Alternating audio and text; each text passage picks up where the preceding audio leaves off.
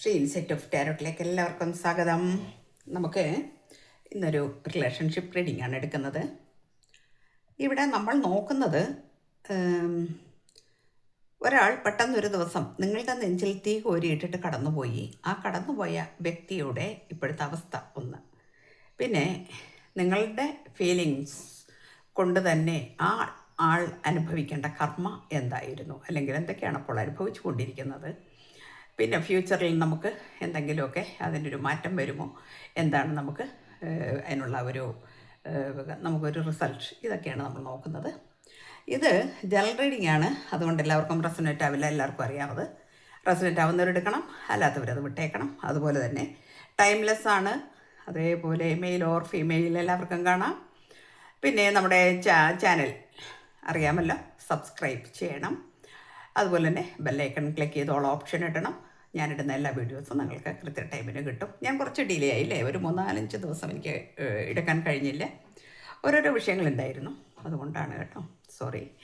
അപ്പോൾ നമുക്ക് റീഡിങ്ങിലേക്ക് കിടക്കാം. ലൈക്ക് കമൻറ്റൊക്കെ ചെയ്യണം കേട്ടോ, ഹൈപ്പ് ചെയ്യാൻ മറക്കല്ലേ. ഓക്കെ, അപ്പം നമുക്ക് നമ്മളിന്ന് റീഡിങ്ങിലെ കാർഡ്സൊക്കെ കിട്ടിയിട്ടുണ്ട്. ഫസ്റ്റ് കാർഡ് കിട്ടിയിരിക്കുന്നത് ഒരു പ്രതിരോധത്തിൻ്റെ കാർഡാണ്. പ്രതിരോധിച്ചു നിൽക്കുന്നു എന്നാണ്, നിങ്ങളുടെ വ്യക്തി പ്രതിരോധിച്ചു നിൽക്കുന്നു ഇവിടെ എന്നാണ്. എന്തിലോ പെട്ടുപോയി എന്നാണ്.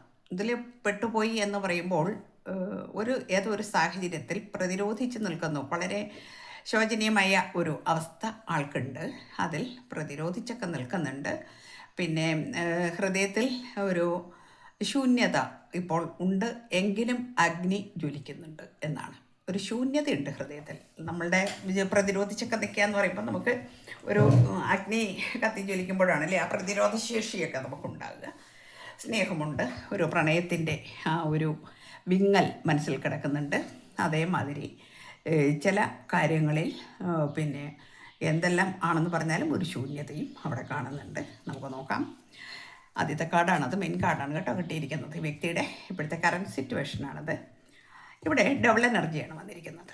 ഡബിൾ എനർജി എന്ന് പറയുമ്പോൾ നമുക്കറിയാമല്ലോ അല്ലേ.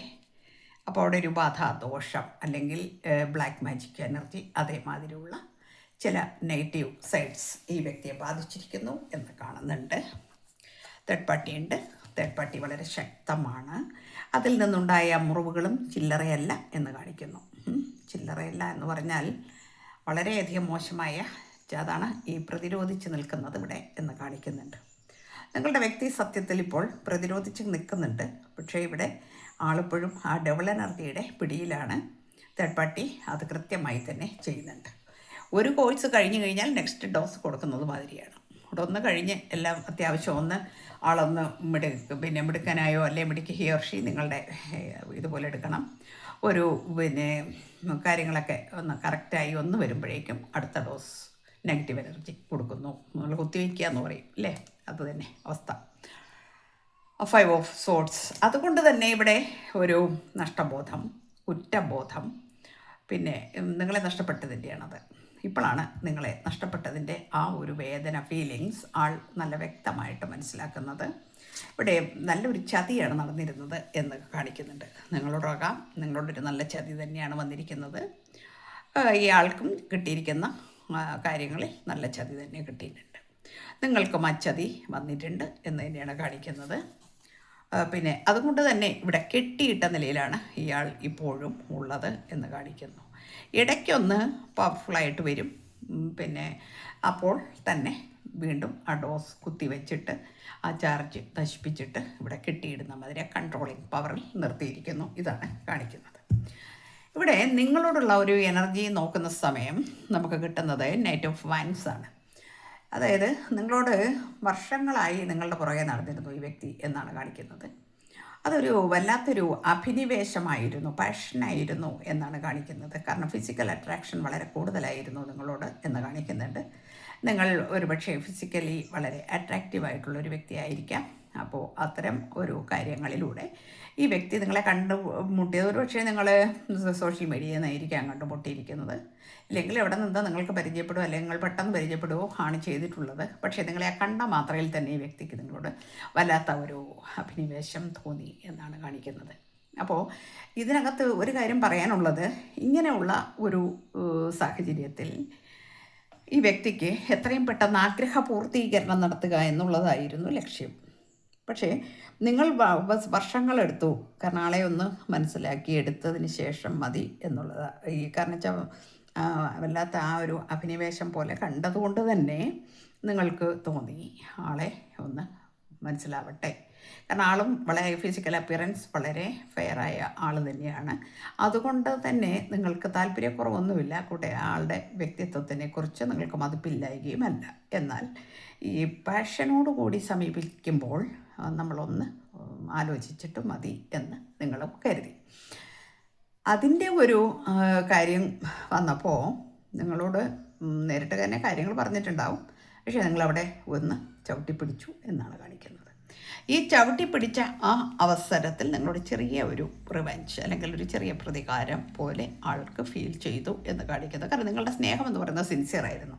ആൾക്കതറിയാം, സിൻസിയറാണ് സ്നേഹം വെച്ചാൽ നിങ്ങളെ അത്രയും സ്നേഹിച്ചിരുന്നു. അതും വേറൊരു സത്യമുണ്ട്. എങ്കിലും ആ സ്നേഹത്തിൽ നിന്ന് തന്നെ പിന്നെ എല്ലാം വേഗം നടക്കണം എന്നുള്ള ആ ഒരു വല്ലാത്ത അഭിവാഞ്ച ഈ വ്യക്തിക്ക് നിങ്ങളോടുണ്ടായിരുന്നു. പക്ഷേ അവിടെ നിങ്ങൾ ചവിട്ടിപ്പിടിച്ചത് കൊണ്ട് തന്നെ ചെറിയ ഒരു മധുര പ്രതികാരം എന്നൊക്കെ പറയാം, ഒരു ചെറിയ പ്രതികാരമാണ്. ഇപ്പുറത്ത് ഈ തേർഡ് പാർട്ടി എന്ന് പറയുന്നത് നേരത്തെ തന്നെ പരിചയമുള്ള അല്ലെങ്കിൽ ആ വ്യക്തിയുടെ ജീവിതവുമായിട്ട് വളരെ ഇഴുകിച്ചേർന്ന അല്ലെങ്കിൽ പറിച്ചെറിയാൻ കഴിയാത്ത രീതിയിലുള്ള ഒരു ബന്ധം ആണ് അതെന്ന് കാണിക്കുന്നുണ്ട്. അത് വളരെ കാലമായിട്ട് ചിലപ്പോൾ അകന്ന് നിന്നിരുന്ന ബന്ധമായിരിക്കാം, പെട്ടെന്നായിരിക്കാം നിങ്ങളെ പരിചയപ്പെട്ട് നിങ്ങൾ പെട്ടെന്നുള്ള ഒരു ബന്ധമാണ്. പെട്ടെന്ന് തന്നെ, അതായത് കത്തിയമർന്നു അത് തീർന്നു എന്നാണ് ഇവിടെ കാണിക്കുന്നത്. നിങ്ങളോടുള്ള ബന്ധം അത് വളരെ കാലം കൊണ്ട് നടന്നെങ്കിൽ പോലും അത് പെട്ടെന്ന് നിങ്ങളോട് പറയാൻ വൈകി, പറഞ്ഞു കഴിഞ്ഞിട്ടും അത് പെട്ടെന്ന് തന്നെ അത് കത്തി അമർന്നുപോയി എന്ന് കാണിക്കുന്നു. അപ്പോൾ ഇവിടെ ഈ വളരെ കാലമായിട്ട് മാറി നിന്നിരുന്ന ഒരു തേർഡ് പാർട്ടിയാണിത്.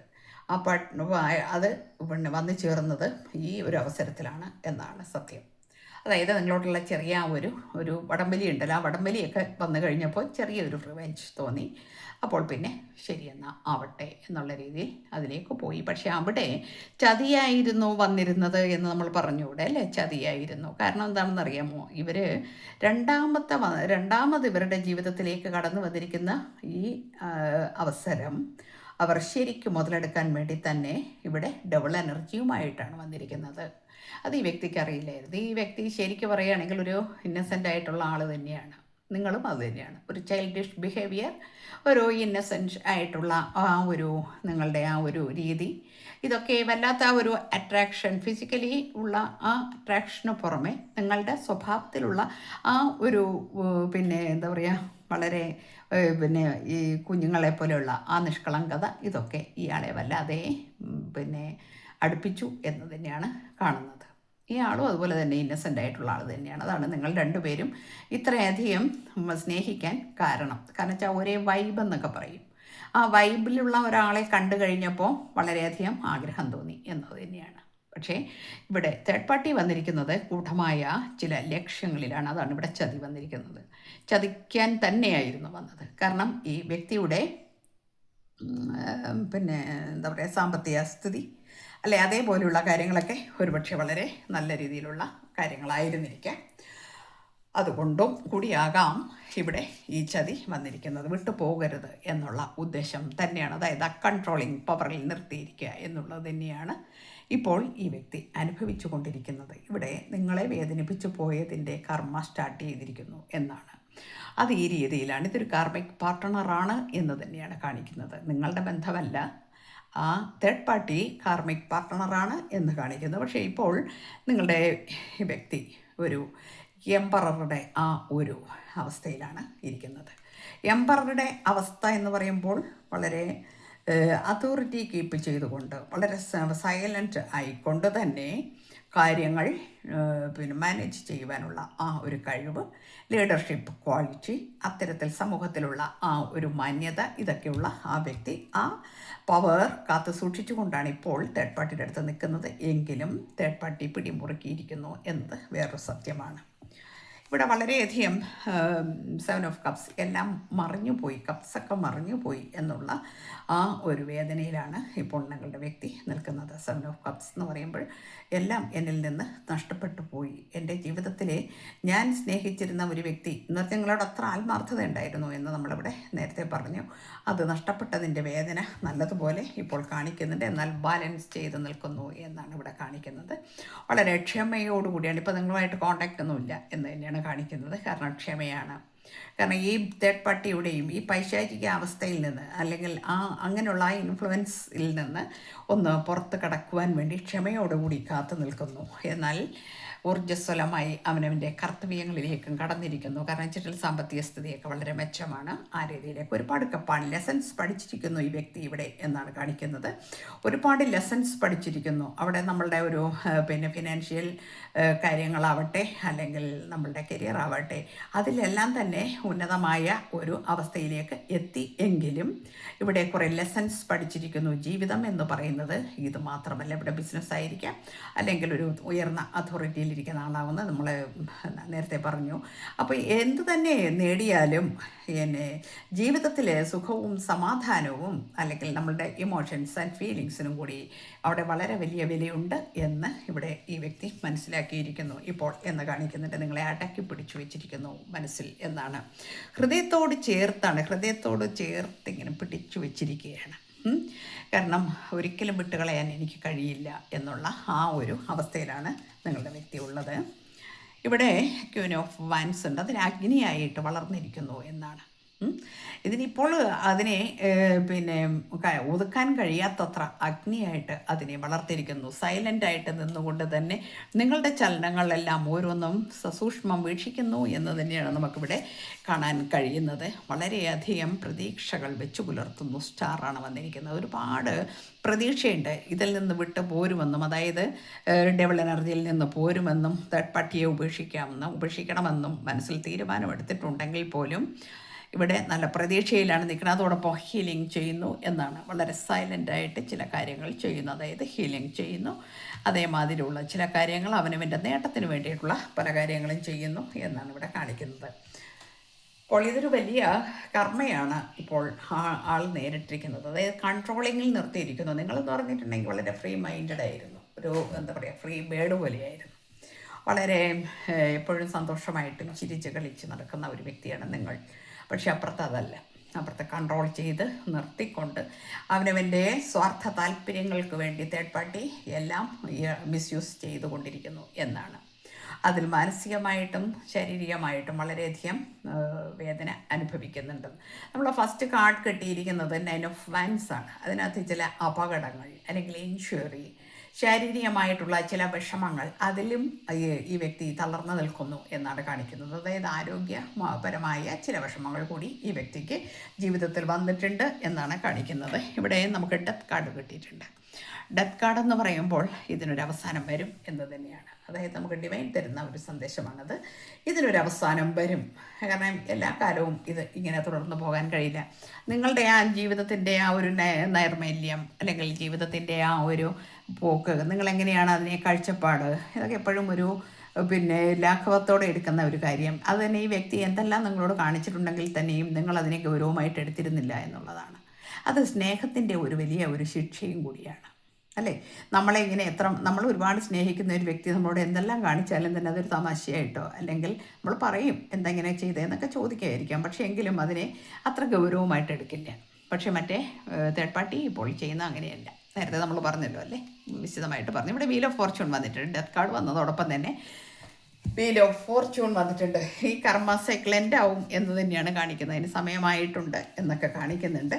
എന്തായാലും നമുക്ക് ഈ വ്യക്തി ഇപ്പോൾ വളരെ മാനസിക സമ്മർദ്ദങ്ങൾ അനുഭവിക്കുന്നു. നിങ്ങളെക്കുറിച്ച് മാത്രം ചിന്തിച്ചു കൊണ്ടിരിക്കുന്നു. നിങ്ങളുടെ ഹൃദയത്തിൽ നിങ്ങളെ അടക്കി പിടിച്ചുകൊണ്ടിരിക്കുന്നു. ഇതൊക്കെ കാണുമ്പോൾ നമുക്ക് സന്തോഷം തോന്നുന്നുണ്ട്. എങ്കിലും ആ വ്യക്തിയുടെ ജീവിതത്തിൽ ഇപ്പോൾ അനുഭവിക്കുന്ന ട്രോമ ചെറുതല്ല. അതുകൂടി നമ്മൾ ഒന്ന് തിരിച്ചറിയണം. ഇവിടെ നമുക്ക് ഒരു കാർഡ് കിട്ടിയിരിക്കുന്നത് പേജ് ഓഫ് വാൻസ് ആണ്. വളരെ ഹാപ്പി ആയിട്ടാണ് നിങ്ങൾ ജീവിക്കുന്നത് എന്നാണ് ഇവിടെ കാണിക്കുന്നത്. നിങ്ങൾ വളരെ ത്രില്ലായിട്ടാണ് ഇപ്പോൾ പോകുന്നത്. കാരണം നിങ്ങളുടെ ആ മനസ്സിലെ ഭാരം, നിങ്ങൾ വല്ലാത്ത ഒരു അഗ്നിയാണ് പേറിക്കൊണ്ട് നടന്നിരുന്നത് അല്ലേ?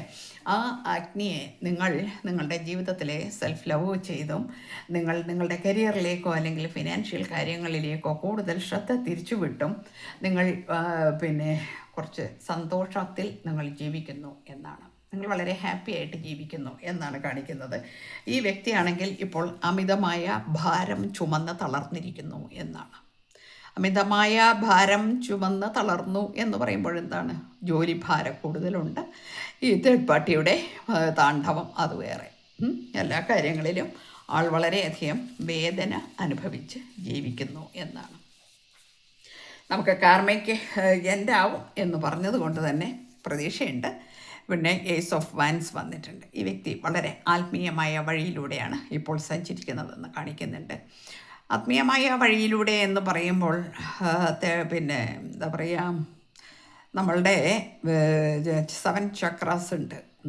അതിൽ ആജ്ഞാചക്രമൊക്കെ എന്ന് പറഞ്ഞാൽ അവിടെ പിന്നെ കത്തുകയാണ് എന്ന് വെച്ചാൽ അത്രമാത്രം ഈശ്വരനുമായി ബന്ധിക്കപ്പെട്ടിരിക്കുന്നു ഈ വ്യക്തിയെ എന്ന് കാണിക്കുന്നുണ്ട്. കാരണം മറ്റൊന്നും കൊണ്ടല്ല, അനുഭവിക്കുന്ന ആ കർമാസ് അത്ര വളരെ വലുതാണ്. പിന്നെ ഇവിടെ ഡബിളും വന്നിട്ടുണ്ട്. ഈ ഡബിളിൽ നിന്ന് രക്ഷപ്പെടണമെങ്കിൽ ഇതേ ഒരു വഴിയുള്ളൂ, ഇതേ ശരണമുള്ളൂ എന്ന് ആ വ്യക്തി വളരെ നന്നായി തന്നെ മനസ്സിലാക്കി ആത്മീയ പാതയിലൂടെ അത് മുൻപോട്ട് പോകുന്നുണ്ട് ആ സോൾ എന്ന് കാണിക്കുന്നു. വളരെ സന്തോഷം. ആളുകൾ തിരിച്ചറിയുന്നത്, പല കാര്യങ്ങളും തിരിച്ചറിയുന്നത് അങ്ങനെയാണ് അല്ലേ? പല കാര്യങ്ങളും തിരിച്ചറിയുന്നത് ഇങ്ങനെയാണ്. നമ്മളുടെ ജീവിതത്തിൽ വരുന്ന വിഷമങ്ങൾ ഓർത്ത് നെടുവേർപ്പെട്ടും സഹിച്ചും ജീവിക്കുമ്പോൾ നമ്മളൊന്ന് ചിന്തിക്കണം, ഇതൊക്കെ കർമ്മയുടെ ആ ഒരു വല്ലാത്തൊരു ശക്തിയും കൂടിയാണ്. ഏസ് ഓഫ് കപ്സ് വന്നിട്ടുണ്ട്. ഈ ഏസ് ഓഫ് കപ്സ് എന്ന് പറയുമ്പോൾ ഒരു മിസ്സിങ് എനർജി ഉണ്ട്. പിന്നെ ഫ്ലോ ചെയ്യുകയാണ്. നിങ്ങളോടുള്ള ആ സ്നേഹം ഫ്ലോ ചെയ്തിങ്ങനെ പോവുകയാണ്. എത്രയും പെട്ടെന്ന് നിങ്ങളെ കാണാനും നിങ്ങളുമായിട്ട് റീജോയിനിങ്ങിനും വളരെയധികം ആഗ്രഹിക്കുന്നു എന്നാണ് ഈ കാർഡ് നമ്മളെ സൂചിപ്പിക്കുന്നത്. ഇതൊരു പിന്നെ സോൾമേറ്റിൻ്റെ കാർഡും കൂടിയാണ്. ഇവിടെ സോൾമേറ്റിൻ്റെ തന്നെ മറ്റൊരു കാർഡും കൂടെ വന്നിട്ടുണ്ട്. 6 ഓഫ് കപ്സ് വന്നിട്ടുണ്ട്. അപ്പം പറഞ്ഞ പഴയ ഓർമ്മകൾ, ചിന്തകൾ, നിങ്ങളെക്കുറിച്ചുള്ള ഒരു കാര്യങ്ങളൊക്കെ ഓർത്തിട്ട് വളരെയധികം പിന്നെ സങ്കടം ഉണ്ടെങ്കിലും ചില സമയത്ത് ചുണ്ടിലൊരു ചെറിയ പുഞ്ചിരി വന്നിങ്ങനെ നിൽക്കുന്നുണ്ട്. ഒരു സമാധാനം എന്ന് പറയുന്നത് അതാണ്. അപ്പോൾ ഇവിടെ നിങ്ങളെക്കുറിച്ചുള്ള ചിന്തകളും നിങ്ങളെക്കുറിച്ചുള്ള ഓർമ്മകളുമാണ് ജീവിതത്തിൽ ഈ വ്യക്തിയെ ജീവിക്കാൻ പ്രേരിപ്പിക്കുന്നത് എന്നാണ് കാണിക്കുന്നത്. ഓക്കെ, 9 ഓഫ് പെൻറ്റക്കിൾസ് വന്നിട്ടുണ്ട്. 9 ഓഫ് പെൻറ്റക്കിൾസ് എന്ന് പറയുമ്പോൾ വളരെയധികം പിന്നെ ഫലം കൊയ്യാൻ സമയമായി എന്നാണ് കാണിക്കുന്നത്. ഫലം കൊയ്യാൻ എന്ന് പറയുമ്പോൾ എന്താണ്? ഇത്രയും കാലം അനുഭവിച്ച ദുരന്തങ്ങളിൽ നിന്നെല്ലാം മോചനം വരാൻ പോകുന്നു ഈ വ്യക്തിക്ക്. അത് ഡെത്ത് കാർഡ് കണ്ടു, വീൽ ഓഫ് ഫോർച്യൂൺ കണ്ടു അല്ലേ? Yes, okay. നമുക്ക് ഇത് വൈൻഡപ്പ് ചെയ്യാനായി ഇവിടെ നമുക്ക് 10 ഓഫ് കപ്സ് വന്നിട്ടുണ്ട്. ഓക്കെ, 10 ഓഫ് കപ്സ് വന്നിട്ടുണ്ട്. അതുപോലെ തന്നെ നമുക്ക് വന്നിരിക്കുന്നു വേറൊരു കാർഡ് 10 ഓഫ് പെൻറ്റക്കിൾസ് വന്നിട്ടുണ്ട്. ഓക്കെ, 10 ഓഫ് പെൻറ്റക്കിൾസ് എന്ന് പറഞ്ഞാൽ ഫാമിലി കാർഡാണ്. അപ്പോൾ നിങ്ങളുമായിട്ടൊരു ജീവിതം ഈ രീതിയിൽ വളരെ ഹാപ്പി ആയിട്ട് ജീവിക്കാൻ ആഗ്രഹിക്കുന്നു എന്നാണ്. അപ്പോൾ ഇത് ആഗ്രഹിക്കുന്നു എന്ന് പറഞ്ഞാൽ ഇത് നിങ്ങൾക്ക് ഗൈഡൻസ് തന്നിരിക്കുന്നതാണ്, ഡിവൈൻ തന്നിരിക്കുന്ന മെസ്സേജാണ്. ഇതും അത് തന്നെയാണ്. എങ്ങനെയാണോ നിങ്ങളുടെ ജീവിതം തകർന്നു പോയത്, തരിപ്പണമായി പോയത്, ആ ഡബിൾ എനർജിയിൽ നിന്ന് അല്ലെങ്കിൽ ആ തേർഡ് പാർട്ടിയിൽ നിന്ന് പിന്നെ അത് ആ മോചനം എന്ന് പറഞ്ഞാൽ അതിൽ കുറച്ച് ബുദ്ധിമുട്ടുണ്ടെങ്കിൽ പോലും അതിൽ നിന്നെല്ലാം തിരിച്ച് ഇറങ്ങും. കാരണം വെച്ചാൽ ഇവിടെ കാർമിക് സൈക്കിൾ എൻഡാവുന്നതോടൊപ്പം തന്നെ അവിടെ നിന്ന് ഇറങ്ങിപ്പോരാൻ കഴിയും എന്നാണ് വന്ന് നിങ്ങളുമായിട്ട് ഇത് 2 കാർഡും 10 of cups and 10 of pentacles വന്നിട്ടുണ്ട്. അപ്പോൾ നമുക്ക് കിട്ടിയിരിക്കുന്ന ഈ എനർജി വളരെ വലിയതാണ്. ചെറിയ കാര്യങ്ങളല്ല വന്നിരിക്കുന്നത്. എത്രയും നിങ്ങളുടെ ജീവിതത്തിനെ സമ്പുഷ്ടമാക്കാൻ, അർത്ഥവത്താക്കാൻ, നിങ്ങളുമായിട്ട് ഒന്നിച്ചേരാൻ ഈ വ്യക്തി അത്രയും ആഗ്രഹിക്കുന്നു. നിങ്ങളുമായിട്ട് കൂടിച്ചേരാൻ എത്രയും പെട്ടെന്ന് അതിനു വേണ്ടിയിട്ട് ആഗ്രഹിക്കുന്നു, ശ്രമിക്കുന്നു. അതിന് നിങ്ങൾക്ക് അവസരം തരും ഡിവൈൻ എന്ന് തന്നെയാണ് കാണിക്കുന്നത്. ഇപ്പോൾ ആ വ്യക്തിയുടെ അവസ്ഥകൾ നമ്മൾ പറഞ്ഞു. പ്രാർത്ഥിക്കുക. നിങ്ങൾ ആളെ സ്നേഹിക്കുന്നു എങ്കിൽ, നിങ്ങൾ ആത്മാർത്ഥമായിട്ടാണ് സ്നേഹിക്കുന്നതെങ്കിൽ പ്രാർത്ഥിക്കുക. പിന്നെ പല കമൻസും എനിക്കറിയാം, അതൊക്കെ നിങ്ങളുടെ ഇഷ്ടമാണ്, ചോയ്സസ് ആണ്. അതൊന്നും അതിനകത്ത് ഞാൻ മറുപടി പറയില്ല. ഓക്കെ, ശരി, നമുക്കിത് മൈൻഡ് അപ്പ് ചെയ്യാം. എല്ലാവർക്കും നല്ലത് വരട്ടെ. Thank you.